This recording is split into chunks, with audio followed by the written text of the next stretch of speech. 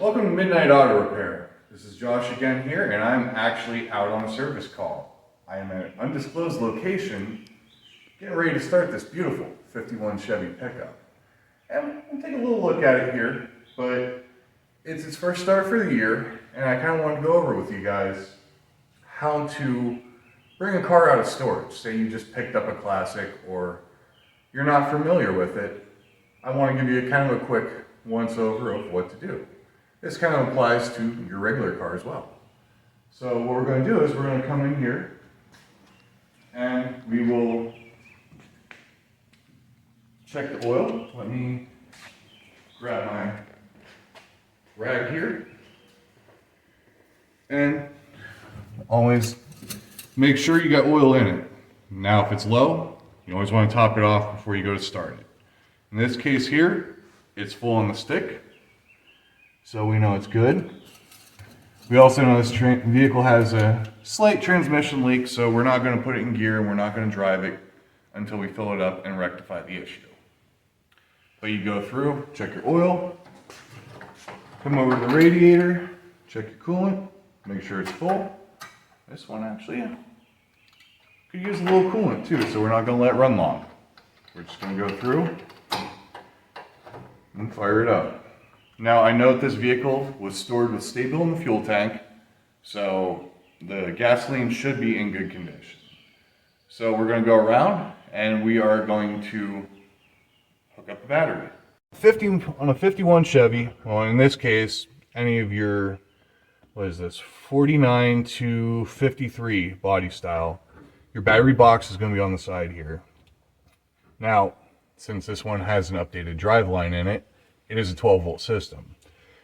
Most of these originals came with a 216 stove bolt, and they're going to be a 6-volt system with a generator. But in this case here, we're going to hook up the battery because we know it's actually been unhooked all year.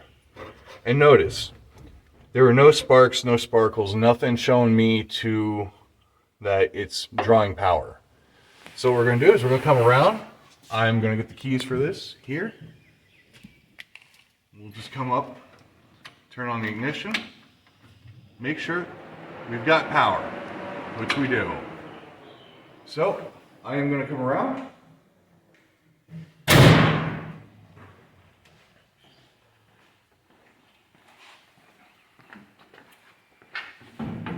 Now, this one here has a 250 inline 6. It's patterned after a 1970 Chevy C10, so has a manual choke, which we're going to pull. We're going to turn on the ignition. We're going to pump the fuel a couple times. And then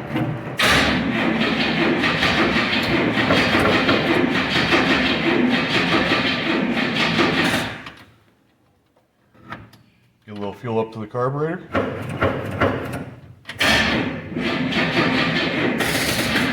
Oh. Well, it looks like we're going to have to get a battery charger. Hold on a minute. Guys, so what we're going to do here is we're actually going to hook jumper cables to this particular vehicle. And I actually wanted to show you this, show you how to properly hook up jumper cables. Because sometimes, especially in some of these older cars, you'll get people that have used black wires for both of them, which could be kind of confusing. Always remember, on your battery, you will see a positive and a negative, either molded into the plastic or a sticker or some form of way to alert you that which way it goes. So obviously we're going to go red to the positive, black is going to go to the negative or ground, and then we're going to come out here. And normally when you're jump starting, you want to make sure whatever vehicle you're hooked to, you have running. That way you have constant 12 volts.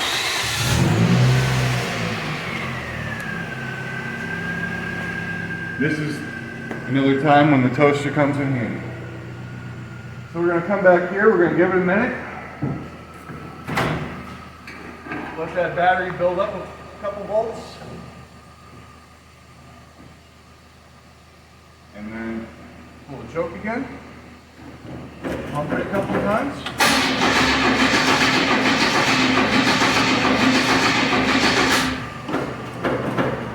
couple more.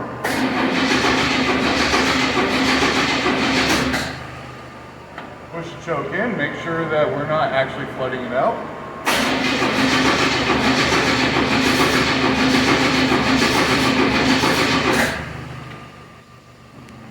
In this case now, we've got to see if we've got fuel coming up to the carburetor. So come on along, I'll show you. Now don't be afraid, it's not daunting to get in here. And what we'll do is we'll pop the air cleaner off and you'll actually get to see the top of the carburetor here. Now this is an old Rochester 2-jet. And what we're actually going to do is we're going to look down through and we're going to see if we're getting squirters, which we are. Which means that we should have power going to this thing. Now, we double check our connections to the distributor, make sure that they're good and tight. Then we're going to come back around, we're going to try this again. These are all just basic things. If it's a car that's been sitting a couple of years, 2 or 3 years, these are all just basic things to look at to get it, try to run it. See?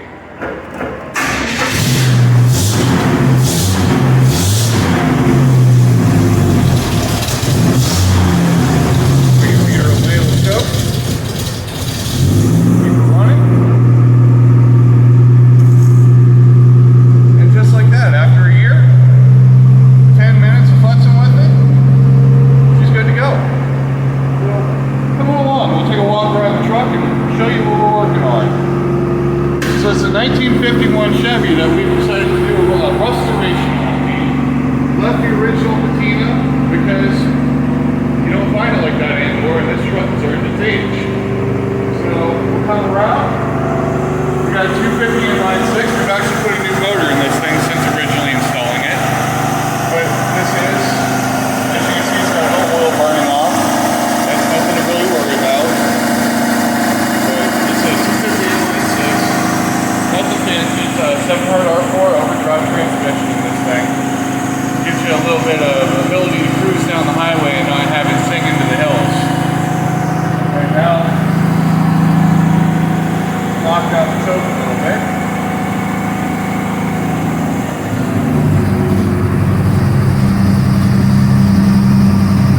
Tells me she's starting to warm up. Good thing.